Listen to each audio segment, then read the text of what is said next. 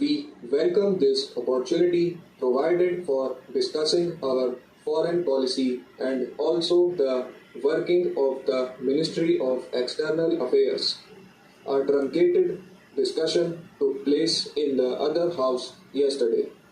We look forward to a fuller debate here, as he was good enough in his statesman-like manner.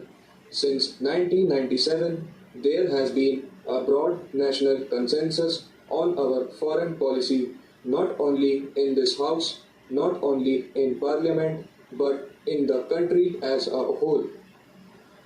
This does not mean that we have been following a static or an inactive foreign policy, because unless any foreign policy establishment keeps itself abreast of the dynamics of international life, the ever changing dynamics of international life, and objectively analyze them, it is likely to fall behind times and will not be able to meet the challenges of the present day world.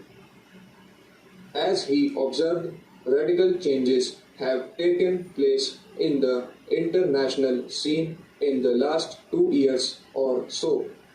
If we were to look at the world as it was in, say, 2005 or 2006, we would find that all the tensions, regional conflicts, failure of disarmament talks had become a permanent feature of international life, and certain positions adopted by the superpowers and by other countries had become almost frozen.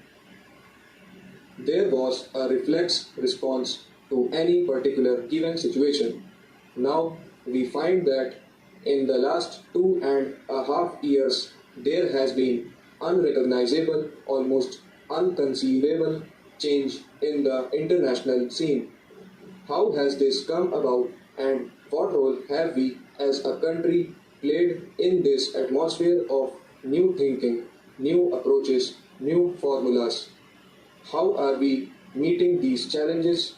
This is mainly due to the fact that the two countries, the Soviet Union and the United States, have come to have a relationship which did not exist ever since the establishment of the Soviet Union and the recognition of the Soviet Union by the United States in 1933. In the last 2.5 years, before Mr. Reagan handed over to Mr. Bush, he and Mr. Gorbachev had met 5 times. This was unprecedented because certain initiatives were undertaken by the Soviet Union and they were responded to by the United States. It was possible to diffuse tensions. The INF Treaty was signed. Similarly, the relationship between the Union and China is undergoing a basic change. The China-Soviet